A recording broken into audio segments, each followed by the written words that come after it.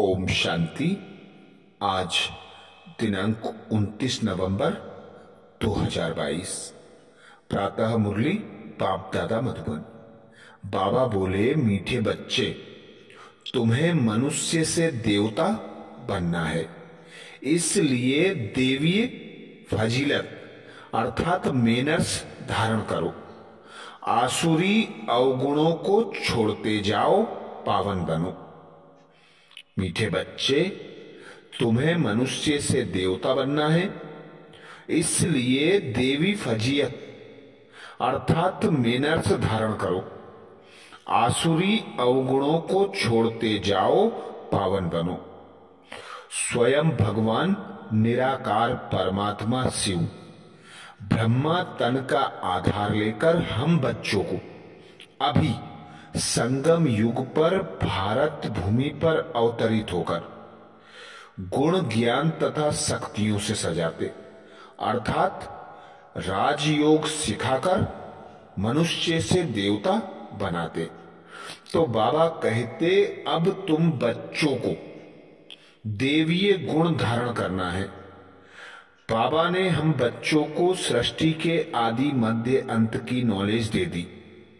हमने नॉलेज सुन ली। बाबा कहते हैं, सुनना और दूसरे कान से निकालना नहीं है।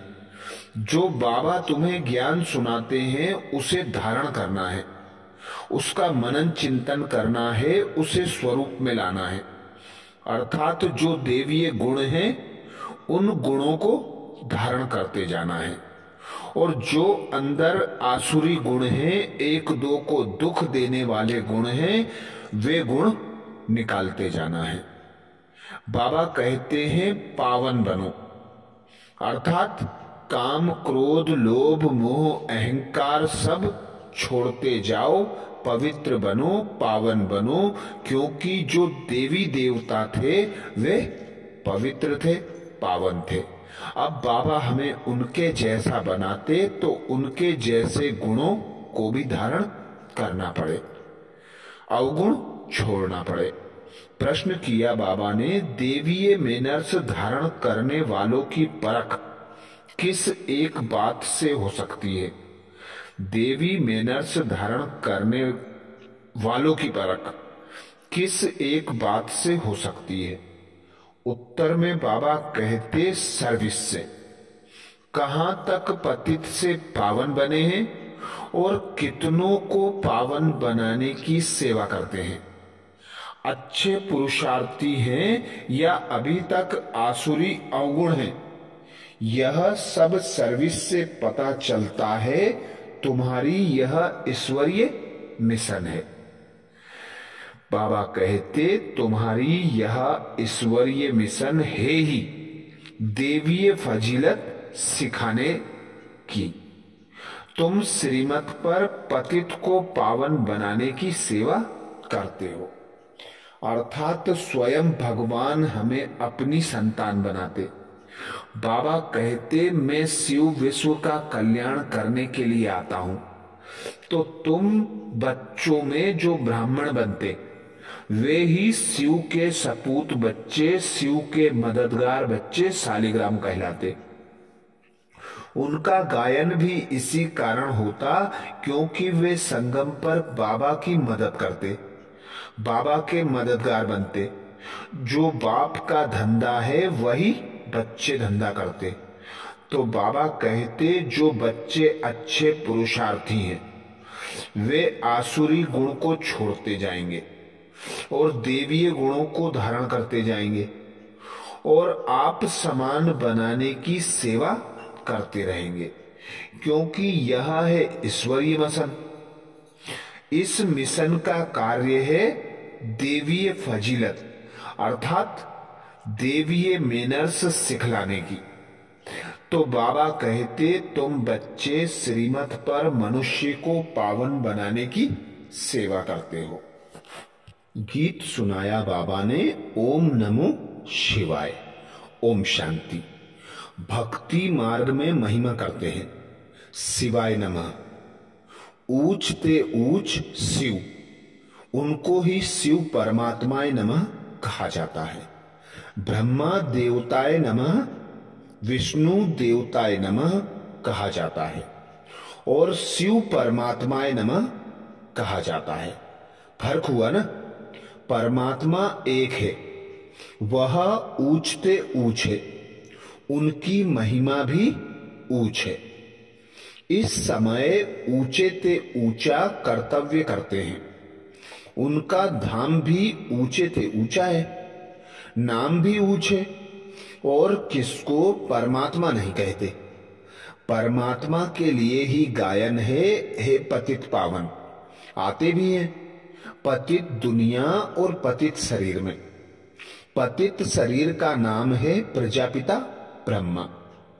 इनमें प्रवेश कर कहते हैं, मैं बहुत जन्मों के अंत वाले साधारण मनुष्य तन में प्रवेश करता हूं। सूक्ष्म वतनवासी संपूर्ण ब्रह्मा में नहीं आते। खुद कहते हैं, इनके बहुत जन्मों के अंत के जन्म में आता हूं। बहुत जन्म लेते ही हैं राधे कृष्ण। उनके बहुत जन्मों के अंत का जन्म साधारण है।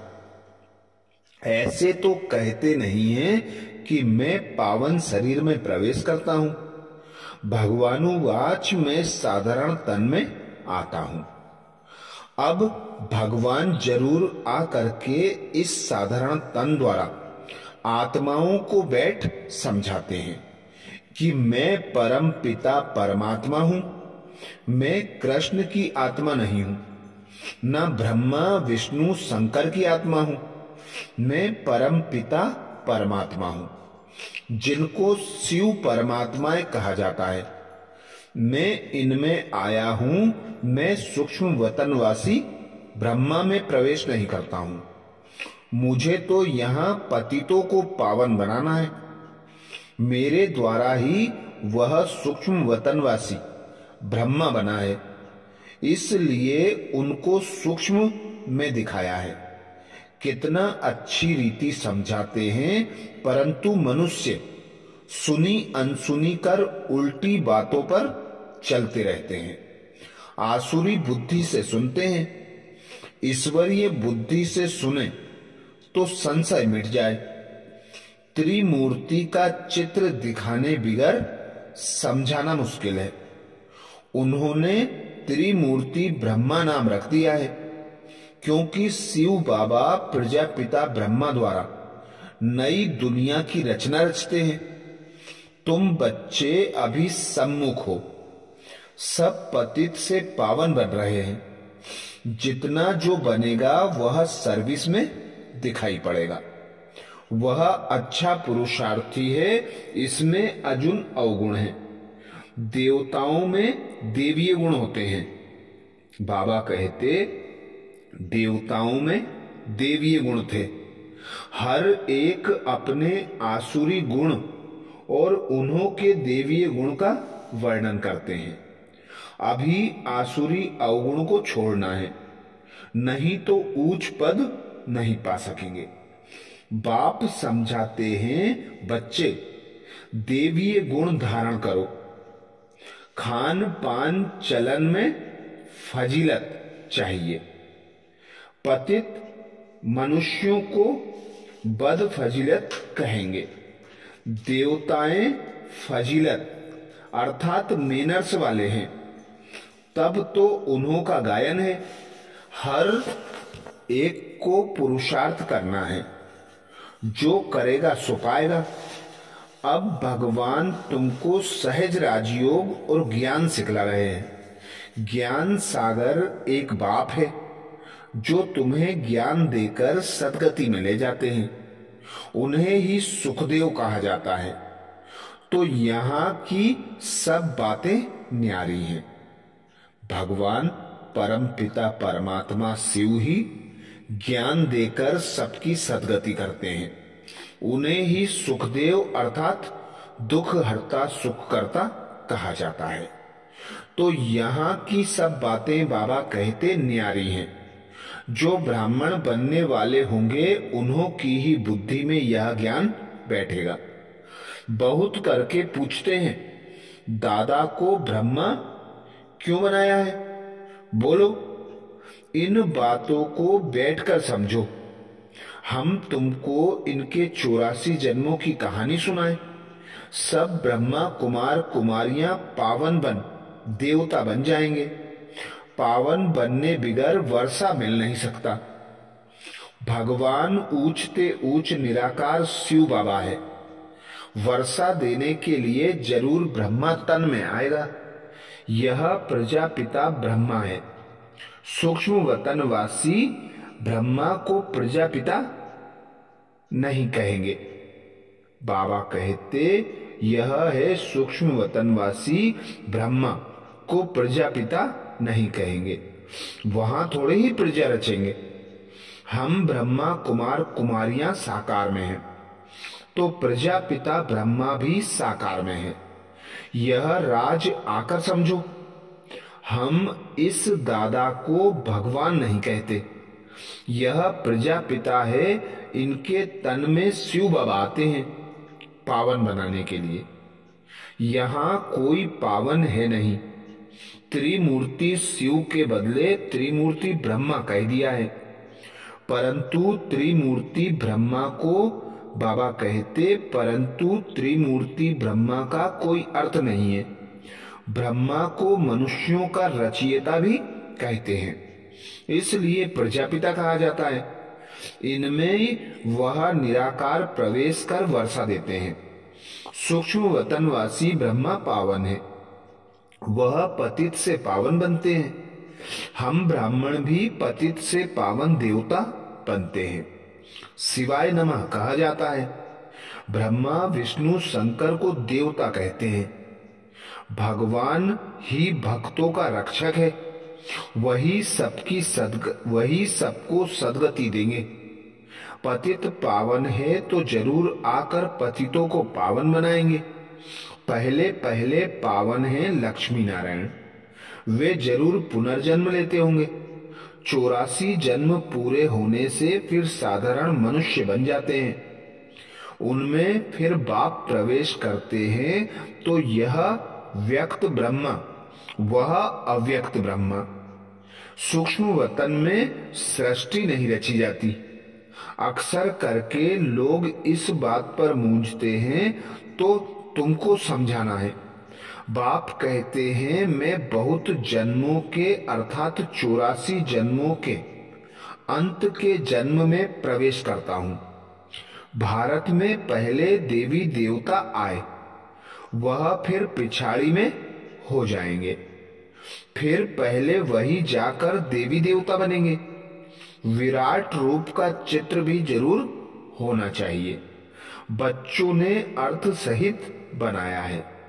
ब्राह्मण चोटी, देवता सिर, क्षत्रिय भुजाएं, वैश्य पेट, शूद्र पैर।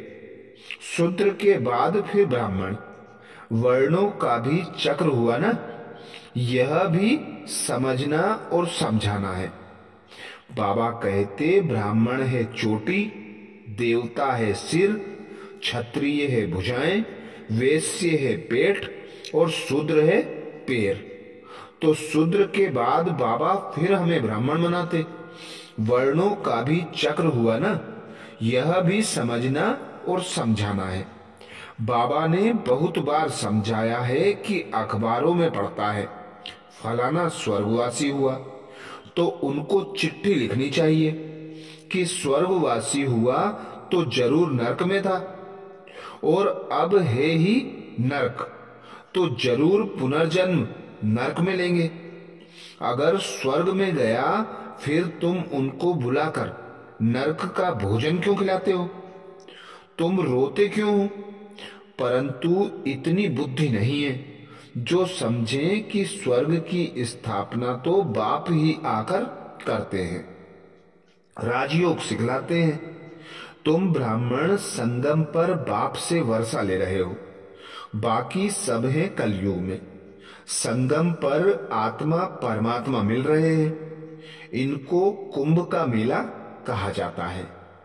तुम ज्ञान गंगाएं ज्ञान सागर से निकली हो। भक्ति में समझते हैं गंगा में स्नान करने से पावन बन जाएंगे। पावन बनना तो तुम्हारी मिशन का कर्तव्य है। यह है ईश्वरीय मिशन। बाबा कहते पावन बनना और पावन बनाना तो तुम्हारी मिशन का कर्तव्य है। यह है ईश्वरीय मिशन। तुम ही पतित मनुष्य को पावन देवता बनाते हो श्रीमत पर। श्री कृष्ण पतित पावन नहीं है। वह पूरे 84 जन्म लेते हैं। पहले है लक्ष्मी नारायण, फिर अंत में ब्रह्मा सरस्वती, आदि देव आदि देवी बनते हैं। अभी यह बातें किसने समझाई? शिव परमात्माय नमः गाते भी हैं। हे परम पिता परमात्मा, आपकी गतमत सबसे न्यारी है। वह श्रीमत देते हैं गति के लिए, गति और सदगति। दुर्गति वालों की सदगति करने वाला। उनकी श्रीमत पर मनुष्यों, बाबा कहते उनकी श्रीमत सब मनुष्यों से न्यारी है। बाकी भक्ति मार्ग है घोर रात्रि, आधा कल्प है ज्ञान अर्थात दिन।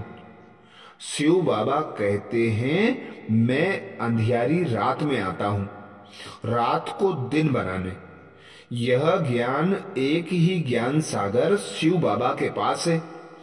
ऋषि मुनि आदि सब कहते आए हैं कि परमात्मा बेअंत है।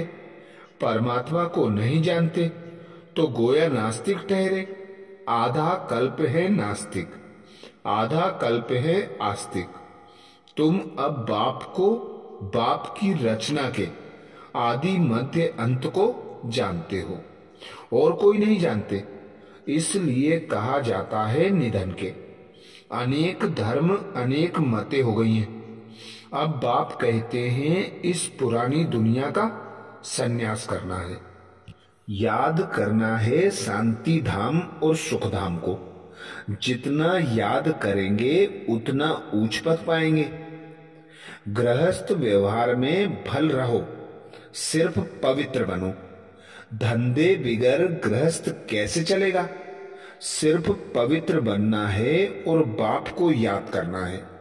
बाप कहते हैं मैं सोनार भी हूं। तुम्हारी आत्मा और शरीर दोनों ही पतित हैं। इसलिए तुम्हारी आत्मा जब पावन बने तब फिर शरीर भी पावन मिले। सच्चे सोने का जेवर भी ऐसे बनेगा ना। अब तो आत्मा और शरीर दोनों ही आयरन एज्ड हैं। फिर पावन बनाने की युक्ति बाप बतलाते हैं। इसलिए कहते हैं तुम्हारी गतमत श्रीमत सबसे न्यारी है। अभी तुम जानते हो यह सदगति का रास्ता कोई बतला नहीं सकते। गायन होता है तो जरूर कुछ करके गए हैं। अभी कलयुग है, फिर सतयुग होना है। संगम युग पर तुम बैठे हो। तुम ब्रह्मावंशी, बाबा कहते ब्राह्मण हो। कल फूल सम पवित्र रहते हो। बाबा कहते कमल फूल समान पवित्र रहते हो। तुम्हारी माया के साथ युद्ध है। माया से ही कई फेल हो जाते हैं। काम का घूसा जोर से लगता है। बाप कहते हैं खबरदार रहो। अगर गिरा तो फिर किसी को कह नहीं सकेंगे कि काम महाशत्रु है। बाप कहते हैं फिर भी पुरुषार्थ करो। एक बार हराया, दूसरी बार हराया, फिर अगर तीसरी बार हराया तो खत्म, पद भ्रष्ट हो जाएगा। प्रतिज्ञा की है तो उस पर पूरा रहना है। प्रतिज्ञा कर फिर पतित नहीं बनना है। परंतु सब तो प्रतिज्ञा पर कायम नहीं रहते हैं, गिरते भी रहते हैं। कोई फिर बाप को छोड़ भी देते हैं। बहुत भागने वाले भी हैं। अंत में तुमको पूरा साक्षात्कार होगा कि कौन क्या बनेंगे। पुरुषार्थ पूरा करना चाहिए। जो दुख देते हैं वह दुखी होकर मरते हैं। बाबा कहते जो दुख देते हैं वह दुखी होकर मरते हैं। बाप तो सबको सुख देने वाला है। तुम्हारा भी काम है सबको सुख देना। कर्मणा में भी किसको दुख दिया तो दुखी होकर मरेंगे, पद भी भ्रष्ट हो जाएगा। बेहद के बाप के साथ पूरा फरमान बरदार वफादार होकर रहना है। अच्छा, मीठे मीठे सिकिलदे बच्चों प्रति माता पिता बाप दादा का याद प्यार और गुड मॉर्निंग। रूहानी बाप की रूहानी बच्चों को नमस्ते। हम सब रूहानी बच्चों की रूहानी माता पिता बाप दादा को याद प्यार गुड मॉर्निंग और नमस्ते। धारणा के लिए मुख्य सार में बाबा बोले, पहली पॉइंट, बाप के साथ वफादार फरमान बरदार होकर रहना है, कभी किसी को दुख नहीं देना है। दूसरी पॉइंट बाबा कहते, बाप से पूरा वर्षा लेने के लिए पवित्र बनने का पुरुषार्थ करना है। काम की चोट कभी नहीं खानी है, इससे बहुत सावधान रहना है। वरदान दिया बाबा ने। वरदान में बाबा कहते, मालिकपन की स्मृति से शक्तियों को आर्डर प्रमाण चलाने वाले स्वराज्य अधिकारी भाव। मालिकपन की स्मृति से शक्तियों को आर्डर प्रमाण चलाने वाले स्वराज्य अधिकारी भाव। डिटेल में बाबा समझाते, बाप द्वारा जो भी शक्तियां मिली हैं उन सर्व शक्तियों को कार्य में लगाओ, समय पर शक्तियों को यूज करो। सिर्फ मालिकपन की स्मृति में रहकर फिर आर्डर करो तो शक्तियां आपका आर्डर मानेंगी। अगर कमजोर होकर आर्डर करेंगे तो नहीं मानेंगी। बाप दादा सभी बच्चों को मालिक बनाते हैं, कमजोर नहीं। सब बच्चे राजा बच्चे हैं, क्योंकि स्वराज्य आपका बर्थ राइट है। यह बर्थ राइट कोई भी छीन नहीं सकता। स्लोगन में बाबा कहते, त्रिकालदर्शी स्थिति में स्थित रहकर हर कर्म करो तो सफलता मिलती रहेगी। त्रिकालदर्शी स्थिति में स्थित होकर हर कर्म करो तो सफलता मिलती रहेगी। आज बाबा ने महावाक्य में मातेश्वरी जी जगत अम्बा सरस्वती के अनमोल महावाक्य रखे, जिसमें मातेश्वरी जी बोली, अब यह जो हम कहते हैं कि प्रभु हम बच्चों को उस पार ले चलो, उस पार का मतलब क्या है? लोग समझते हैं उस पार का मतलब है जन्म मरण के चक्र में ना आना, अर्थात मुक्त हो जाना। अब यह तो हुआ मनुष्यों का कहना, परंतु वो कहता है बच्चों, सचमुच जहां सुख शांति है, दुख अशांति से दूर है, उसको कोई दुनिया नहीं कहते। जब मनुष्य सुख चाहते हैं तो वो भी इस जीवन में होना चाहिए। अब वो तो सतयुगी बेकुंड देवताओं की दुनिया थी, जहां सर्वदा सुखी जीवन थी। उसी देवताओं को अमर कहते थे। अब अमर का भी कोई अर्थ नहीं है। ऐसे तो नहीं, देवताओं की आयु इतनी बड़ी थी जो कभी मरते नहीं थे। अब यह कहना उन्हों का रॉन्ग है, क्योंकि ऐसे है नहीं।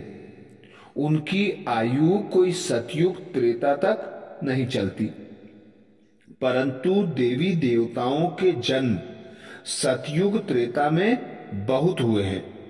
21 जन्म तो उन्होंने अच्छा राज्य चलाया है, और फिर 63 जन्म द्वापर से कलयुग तक। मम्मा कहती, फिर 63 जन्म द्वापर से कलयुग के अंत तक। टोटल उन्हों के जन्म चढ़ती कला वाले 21 हुए और उतरती कला वाले 63 हुए। टोटल मनुष्य 84 जन्म लेते हैं। बाकी यह जो मनुष्य समझते हैं कि मनुष्य 84 लाख योनि भोगते हैं, यह कहना भूल है। अगर मनुष्य अपनी योनि में सुख दुख दोनों पार्ट भोग सकते हैं, तो फिर जाकर योनि में भोगने की जरूरत ही क्या है। अब मनुष्यों को यह नॉलेज ही नहीं। मनुष्य तो 84 जन्म लेते हैं, बाकी सृष्टि पर जानवर पशु पक्षी आदि टोटल 84 लाख योनियां हो सकती हैं। अनेक किस्म की जैसे पैदाइश है, उसमें भी मनुष्य योनि में ही अपना पाप पुण्य भोग रहे हैं, और जानवर अपनी योनि में भोग रहे हैं। न मनुष्य जानवर की योनि लेता और न जानवर मनुष्य की योनि लेता। मनुष्य को अपनी योनि में अर्थात जन्म में भोगनी पड़ती है, तो दुख सुख की महसूसता आती है। ऐसे ही जानवर को अपनी योनि में सुख दुख भोगना है, मगर उन्होंने यह बुद्धि नहीं कि यह भोगना किस कर्म से हुई है। उन्हों की भोगना को भी मनुष्य फील करता है, क्योंकि मनुष्य है बुद्धिवान। बाकी ऐसे नहीं, मनुष्य कोई 84 लाख योनियां भोगते हैं। जड़ झाड़ भी योनि लेते हैं। यह तो सहज और विवेक की बात है कि जड़ झाड़ ने क्या कर्म किया है, जो उन्हों का हिसाब किताब बनेगा। जैसे देखो, गुरु नानक साहब ने ऐसे महावाक्य उच्चारण किए, अंत काल में जो पुत्र सिमरे, ऐसी चिंता में जो मरे, सुअर की योनि में वलवल उतरे। परंतु इस कहने का मतलब यह नहीं कि मनुष्य कोई सूकर की योनि लेता है, परंतु सूकर का मतलब यह है कि मनुष्य का कार्य भी ऐसा होता है जैसे जानवरों का कार्य होता है। बाकी ऐसे नहीं कि मनुष्य कोई जानवर बनते हैं। अब यह तो मनुष्यों को डराने के लिए शिक्षा देते हैं, तो अपने को इस संगम समय पर अपनी जीवन को पलटाए परमात्मा से पुण्य आत्मा। मम्मा कहती तो अपने इस संगम समय पर अपनी जीवन को पलटाए, पाप आत्मा से पुण्य आत्मा बनना है। अच्छा, ओम शांति। ये थे मम्मा और बाबा के महावाक्य। ओम शांति।